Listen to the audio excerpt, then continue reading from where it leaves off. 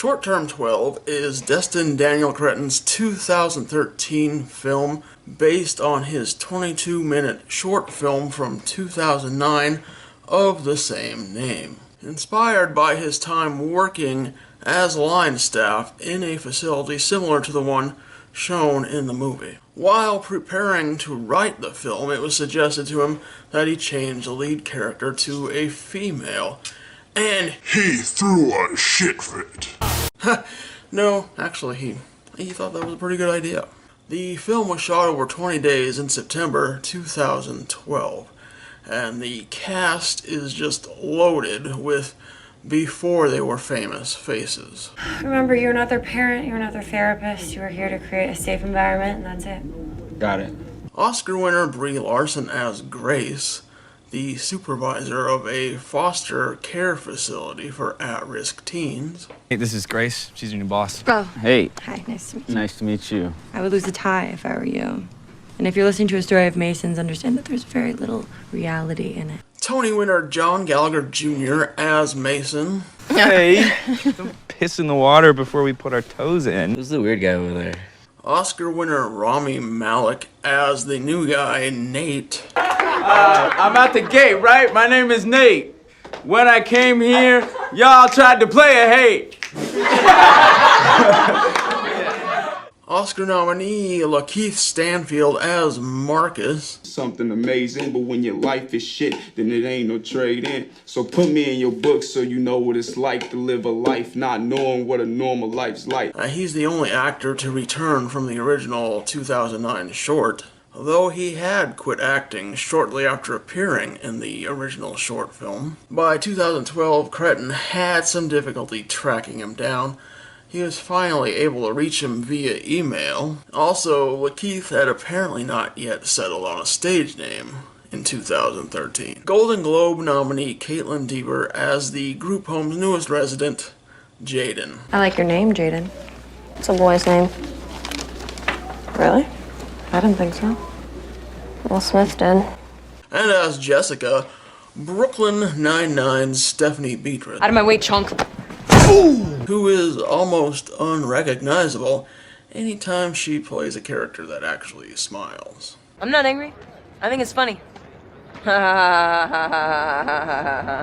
Grace and Mason are also a couple. Fun fact, Brie Larson's character in Kong Skull Island was also named Mason. It's a boy's name. Mason Weaver, photographer. Mason Weaver is a woman. Last time I checked. It's not real clear if they're keeping their relationship under wraps for privacy reasons, or if it's against company policy, which can be the case in places like this. Whatever their reasoning, they're not very good at keeping it secret. When it come to being discreet, you're a disgrace. I mean, he think we all don't know about him and Grace on the low, undercover trying to date.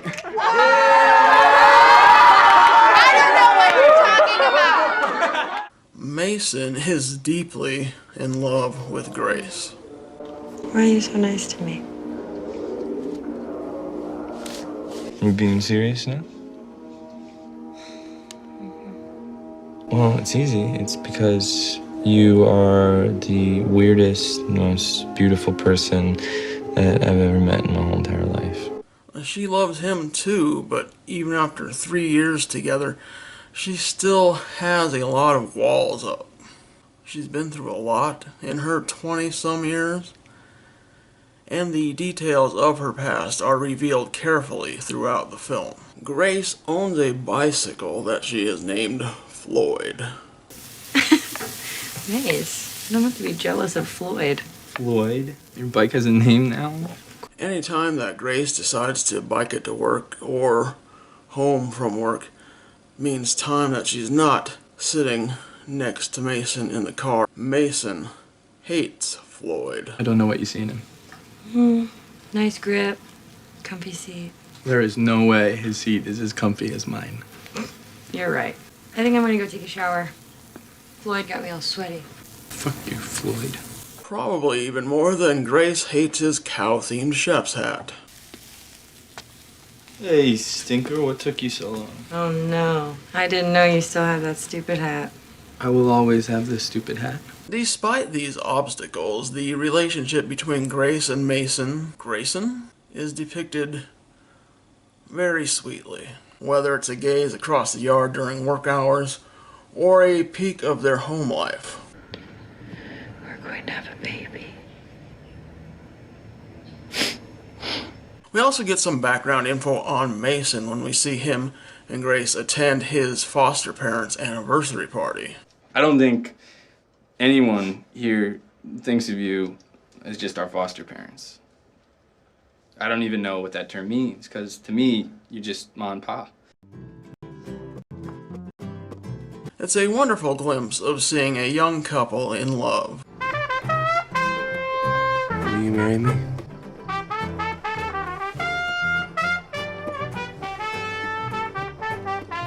Are you serious? Yeah, I'm dead serious.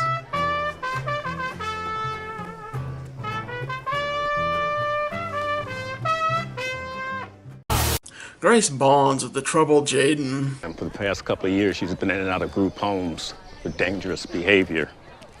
Last week, she bit her therapist's nose. Great. Pretty quickly, causing her to revisit things from her past that she thought she had locked away. When I was 9 or 10, I used to draw portraits of all my mom's boyfriends. I would always take forever. 30, 40 minutes just stringing them along, saying, well, I just gotta do a couple more shadows, or I'm just fixing the nose. I don't know why I did that. Maybe you're just trying to keep him away from your mom. Marcus is a couple of weeks away from turning 18 and aging out of short-term 12. He doesn't really care about his going-away party. He's more interested in shaving his head for reasons which are heartbreaking. The group home staff in the film are not much older than the kids they are taking care of, which is pretty true to life. It seems like these people are usually very young or have been doing it for 20-some years. I do know a little about this stuff because my sister works in a similar field.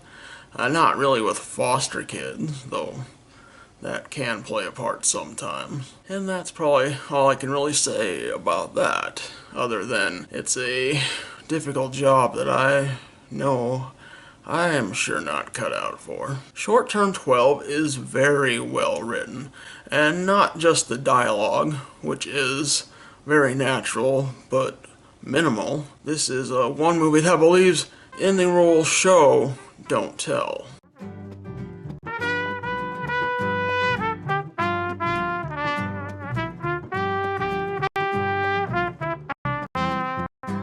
The film can go from having a very serious scene Whoa, whoa! Get the fuck out of my way! Fucking get it right on! into inserting a much needed laugh. Grace, how's my cupcake?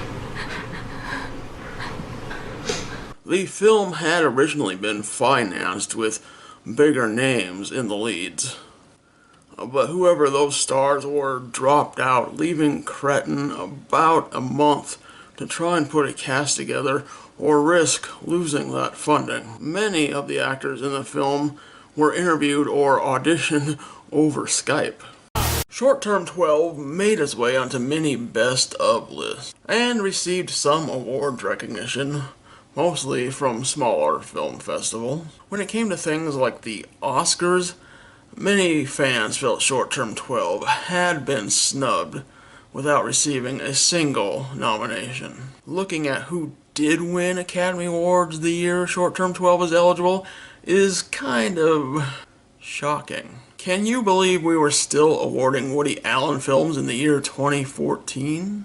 Oh look, Louis C.K. was there too. The film is pretty readily available on most free streaming sites. Tubi TV, still not a sponsor. You can watch the entire film for free right here on YouTube even. However, the original short film is not as easy to find. It is on the DVD Blu-ray bonus features, and the DVD and Blu-ray is a pretty common title that shows up at many Dollar Tree sales, which has more to do with the state of physical media sales than the quality of the film. And the cast aren't the only ones that have gone on to have successful careers. The director, Destin Daniel Cretton, has also directed such films as The Glass Castle, Just Mercy, and the most recent entry into the MCU, Shang-Chi and the Legend of the Ten Rings. Alright, so that's my case for why you should check out Short Term 12. I know some of my regular viewers have probably been waiting for this. I didn't want to drop it in here too many times because I thought it would kind of ruin the flow of the video. Oh God. He's talking about Brie Larson again. If this is your first visit to my channel, please like, comment, and subscribe. And also consider checking out my Patreon for exclusive content and exclusive artwork. And as always, thanks for watching!